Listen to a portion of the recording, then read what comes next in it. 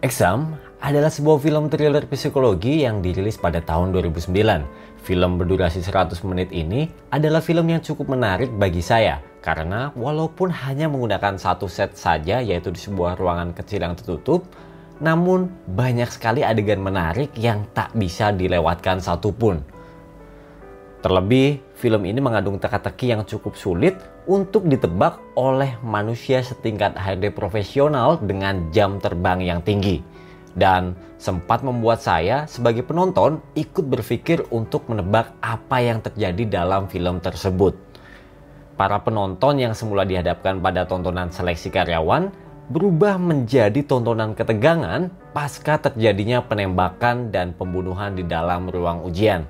Sehingga konsentrasi penonton mengarah kepada mencari pelaku kejahatan dan lupa kalau esensi dari ujian ini adalah menjawab pertanyaan yang ada di kertas ujian. Bayangkan, sebuah cerita sederhana dikemas menjadi sebuah film thriller misteri menegangkan. Gimana tuh? Keren gak? Tanpa kebanyakan spoiler, mari kita simak alur ceritanya.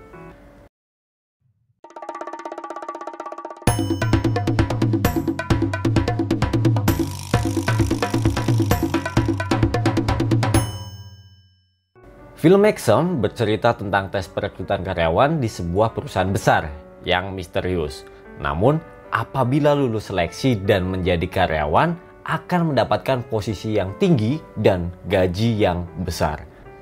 Setelah melewati rangkaian seleksi yang amat ketat, akhirnya terpilih 8 kandidat yang berasal dari kalangan dan ras yang berbeda dan berhasil mencapai tahapan akhir, yaitu sebuah ujian ini. Mereka memasuki sebuah ruangan kecil yang di dalamnya telah tersedia meja dan kursi. Di atas meja tersebut telah disediakan kertas dan sebuah pensil.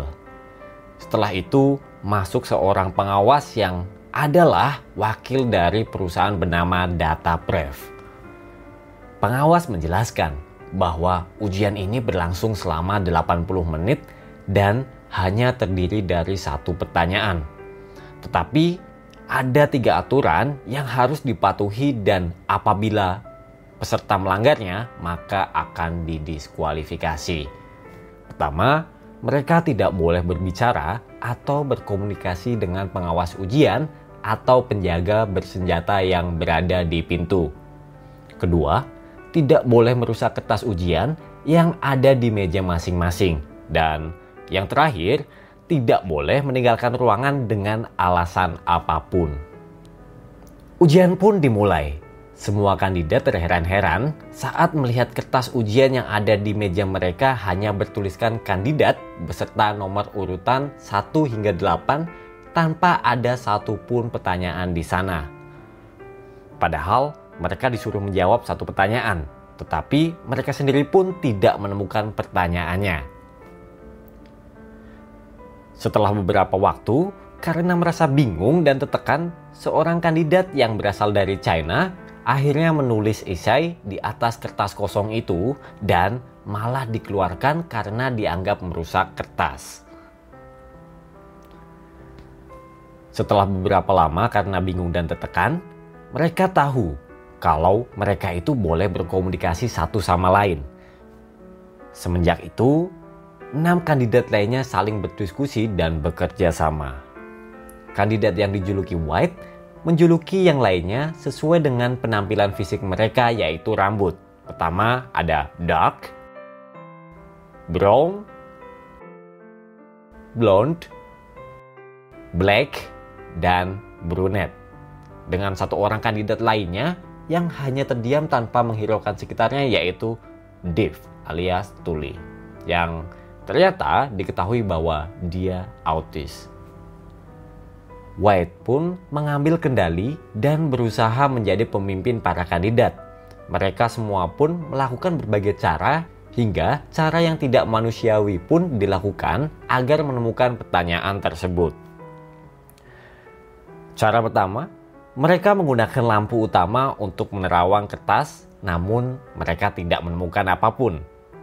Cara kedua, mereka memecahkan lampu utama agar lampu darurat menyala yang mereka kira menggunakan sinar infrared. Mereka kembali menerawang lampu darurat tersebut, namun kembali tidak menemukan apapun. Di masa mereka kembali merasa bingung dan frustasi, White menghampiri Dave yang sedang menaruh pecahan lampu di atas kertas ujian. Di sini, Dave berbicara dengan bahasa Perancis yang artinya untuk melihat semuanya dengan jelas.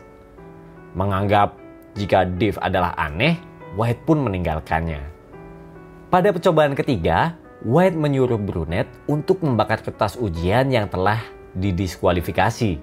Hal ini dilakukan untuk memancing air keluar dari dalam ruangan ujian sehingga mereka dapat menemukan pertanyaan di kertas ujian.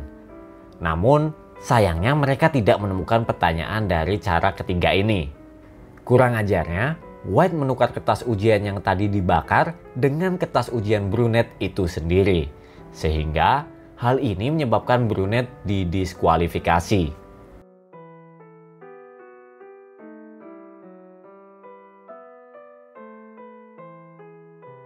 White kembali menghampiri Dave dan memaksa Dave untuk merobek kertasnya hingga ia didiskualifikasi.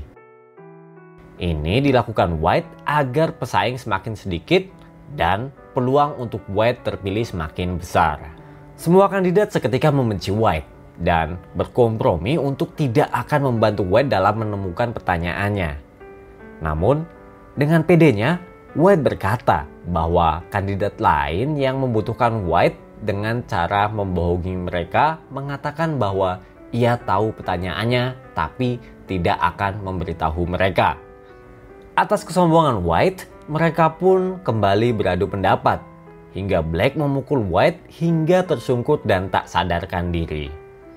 Black menundukkan White dan mengikatnya di kursi. Di sini diketahui bahwa White ternyata mempunyai penyakit dalam tubuhnya dan membutuhkan obat yang direbut oleh salah satu kandidat. Sementara White yang tak sadarkan diri, kandidat lain kembali beradu pendapat. Brown menuduh Duck jika Duck adalah orang dalam perusahaan.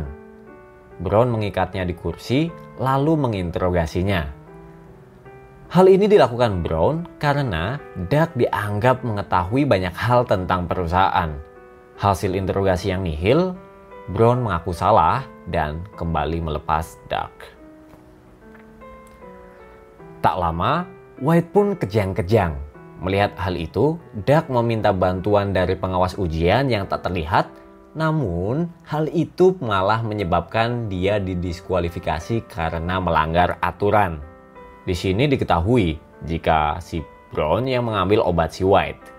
Si Black meminta obat itu kepada Brown, namun naasnya obat itu terjatuh ke dalam selokan. Dengan usaha yang cukup keras, Brown mengambil obat itu dari selokan dan memberikannya kepada White, sehingga ia pun tersadar. Yang lain pun membebaskan White dan menuntut untuk mengetahui pertanyaannya. White menyatakan dia tidak tahu pertanyaannya dan mengatakan bahwa perusahaan akan mempekerjakan kandidat yang tersisa. Black yang mengetahui rencana White dengan sigap mencuri pistol penjaga. Namun naasnya White berhasil merebutnya dan menodongkan pistol ke Brown dan memaksa dia untuk keluar ruangan sehingga dia didiskualifikasi. White juga memaksa Brown pergi.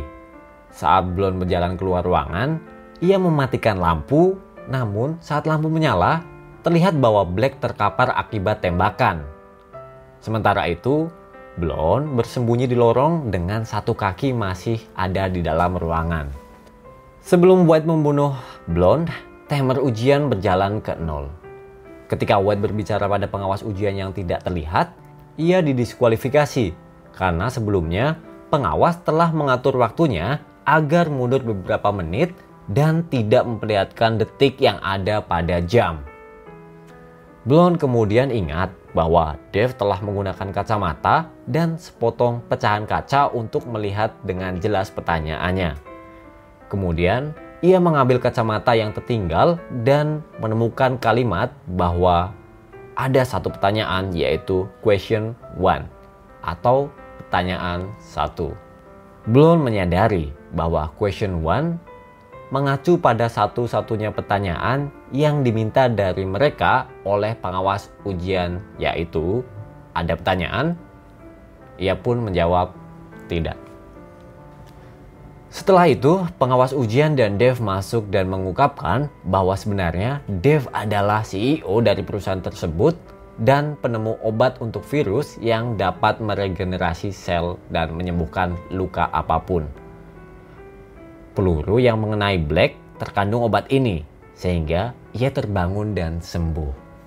Blonde pun dinyatakan berhasil melewati ujian dan diterima di perusahaan tersebut. Dan film pun berakhir.